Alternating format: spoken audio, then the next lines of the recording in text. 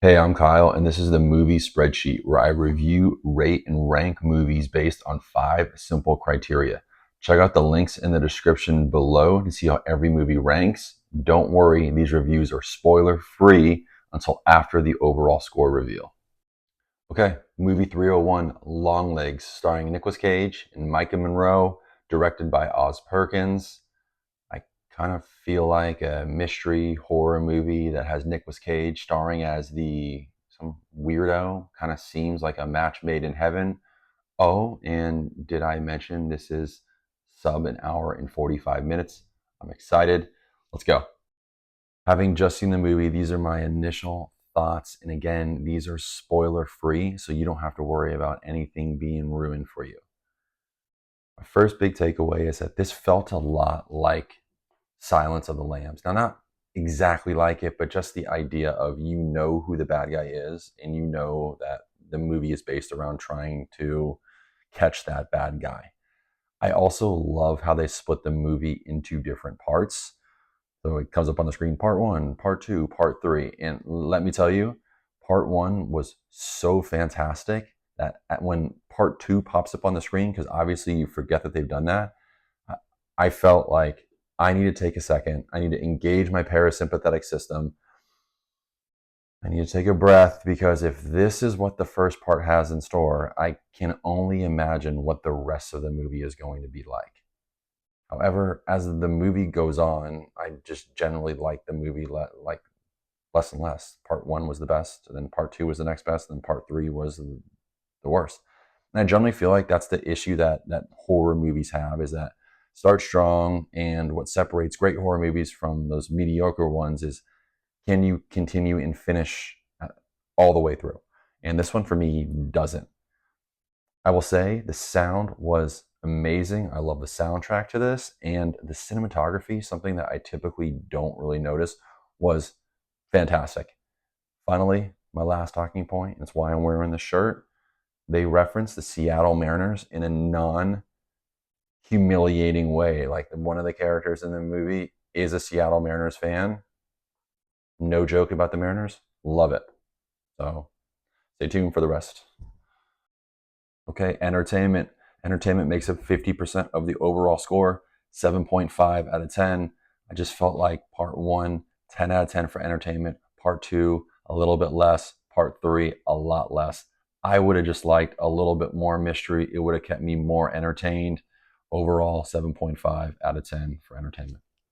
Okay, achievement of goal, 25% of the overall score. Achievement of goal for Longlegs, focusing really on that horror. How scary was this movie? 9 out of 10. Look, here's how I know how scary a horror movie is. When I go to a theater, I always bring a long sleeve shirt that's got a hood on it. If at any point my hood goes up, I know that this movie is getting the blood pumping. I'm getting a little bit scared. This movie does a really good job at building up to those scary moments, but it also has those classic horror movie scares of the loud noise and the quick cut to something else that's scary. Excellent job here. Achievement and goal, no for Longlegs, 9 out of 10. Okay, ending accounts for 20% of the overall score. The ending for Longlegs, 3 out of 10. I mean, after building up this movie, part one's phenomenal, part two starts to waver. We're hoping maybe we get a solid part three to really cement this one home. And it just doesn't deliver. It's an absolute total waste. And I think the big issue that this movie has is that, well, I'm going to refer to this as sort of like that Lost phenomenon, right? Like the TV show Lost. You've thrown out there all this random crap and it's great and everybody's into it. But the big issue is how do you tie it all together? And I just feel like this movie did not tie it all together. I did not like the ending. I thought it was really lame. Now, it's not as lame as, say, bullying a clown to death lame, if you catch that reference. But I do appreciate that they attempted to try to explain it, although I don't think they really do. It's at least an attempt at the ending, unlike Leave the World Behind, in which there's no attempt and it's up for our interpretation. So in this one, my interpretation of the ending here is a 3 out of 10. Okay, length. 5% of the overall score. The length of this film, 5 out of 10. Here's why. about 15 minutes long. And I'm going to talk more about the length of this movie and how I think it affects the entertainment and sort of the flow of this movie in the spoiler section after the overall score. So length, 5 out of 10. Okay, penalty. This is my favorite section.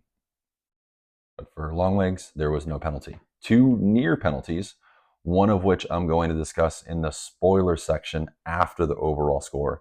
And the second near penalty was surrounding some lyrics that were displayed at the beginning of the movie. And then when they cut away from the opening scene where those lyrics are displayed and goes to a song, it's a similar song, but not that song. What? Now I have that song in my head and I'm playing on my phone trying to download that song into my library so I have it so I can hear it because I want it. It's okay. It's remedied. That's all I'll say. Penalty, 0 out of 10. Okay, this is the moment you've been waiting for, the overall score reveal. So one more time, here are the categories and their scores. Entertainment, 7.5. Achievement of goal, 9. Ending, 3. Length, 5. There is no penalty, which gives us an overall score for Longlegs of a 6.85 out of 10, making it movie number 132 out of 301. What this means for you, or what I would recommend, is just to see this one at home on whatever streaming service it comes out to. But it does sort of have the feel of a movie that's going to be on some obscure streaming service that you can try for free for 4 days and then pay $7.95 a month after that. Uh, Closing thoughts on the overall score. I wouldn't be surprised if somebody rated this a lot higher. I also wouldn't be surprised if somebody rated this a lot lower. It's just one of those movies that I think is fairly difficult to rate. In fact, the first text I sent after seeing this movie was stating how difficult I think this movie was going to be to rate just because of what it is. So I would say definitely check it out, especially if you like this genre. I'm Kyle, and this is the movie spreadsheet. You can keep up with all my reviews on this channel. Please don't forget to like, subscribe, and share with anybody that you think might be interested in this. And if you want to create a spreadsheet and share it with me or comment it below, I would love to look at it. Thanks again for watching, and stay tuned for the spoiler section of this review.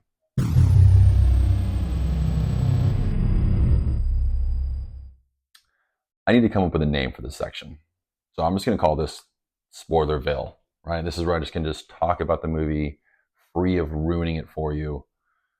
So let's just jump into my first overall thought about this. With spoilers, is that again, Nicolas Cage cast in this role was perfect. And I think it was so good when less was more. Even the scene where he's in the hardware store and he puts his hands up over his eyes, which kind of reminded me of Pan's Labyrinth, like, that one weird creature with the eyes in his hands. So good. But then I just felt like they catch him too early. He's caught too early. Now the movie has to pivot around a mystery as to who the other person can be, who the accomplice is, and they haven't introduced enough people to make it really a mystery. We know who it's going to be. Well, let's say who it can't be. We know it can't be the annoying FBI agent who we knew there was going to be some kind of conflict between, and then he gets shot in the face right away. So he's out. We knew it wasn't going to be the partner because once they introduce his family with daughter who was having a birthday, surprise, surprise, that factors in the movie, which we all knew was coming. We knew it wasn't going to be the new partner who drove her out there. Maybe her dad, even though her dad's not in it at all, so probably not him. And then there's the creepy mom who talks weird on the phone, is a hoarder, which is obviously terrifying, and gives off the same feeling as the mom in Hereditary. So, and is super religious. So, like, all those things kind of lead you to know it's going to be her and she's going to be factored in. I just didn't feel like the suspense or surprise or mystery was there at all. And I'm not sure if it was meant to be there. And then we get to the dolls. What? the dolls with the orbs and the what is going on with that? I don't understand that at all. That was just a huge reach for me. Now, the the other two things I want to talk about. I felt like Nicolas Cage going on that rant in the jail. We didn't need, it kind of felt like a guitarist in a rock band who's famous and has to have a guitar solo in the middle of every song that nobody really wants. I felt like this one didn't need that little rant, and the movie didn't benefit from it really at all. And then when he smashes his head on the table, okay, crazy, like it's shocking. But then that last time he does it, I think he does it twice. And then the last time he picks his head up, and it's like almost a joke because like his lips are still there.